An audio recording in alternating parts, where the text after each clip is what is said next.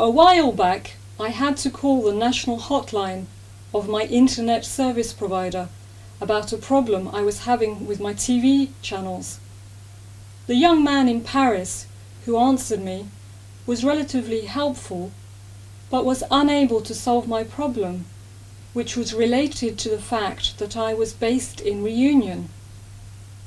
As the conversation came to a close, he consolingly told me, "Oh, but at least you've got sunshine," as if that made up for the fact that for all manner of services we generally end up paying more for less in Réunion.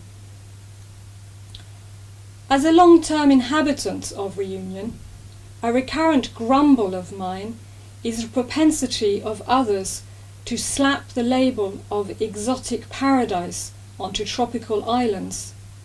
Yes, Réunion has beaches and a generally pleasant climate, but we're also subject to tropical diseases, storms, and big hairy insects.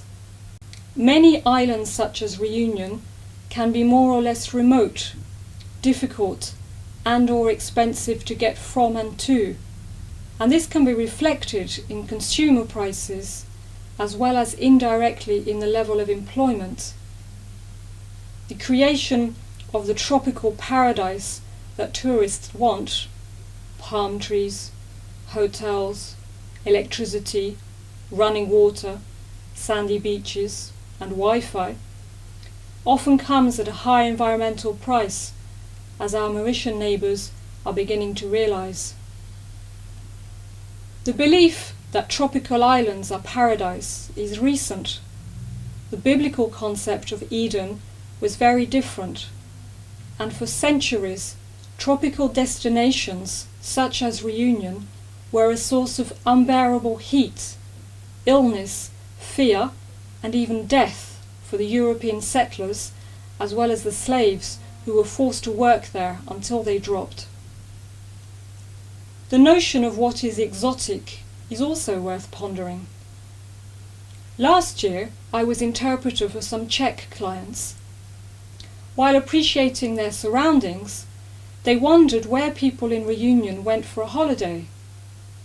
They were very amused when I told them that for our honeymoon my husband and I had chosen to go to the Czech Republic.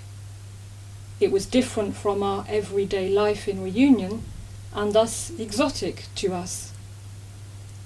Current opinion tends to be that paradise and exoticism can be purchased as commodities via a travel brochure.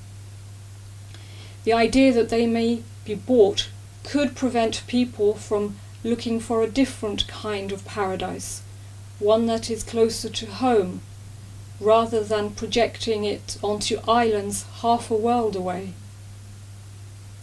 As long as people feel the need to travel to a tropical island to relax, switch off their smartphones, and spend more time with loved ones, Réunion's tourist industry has a great future ahead of it.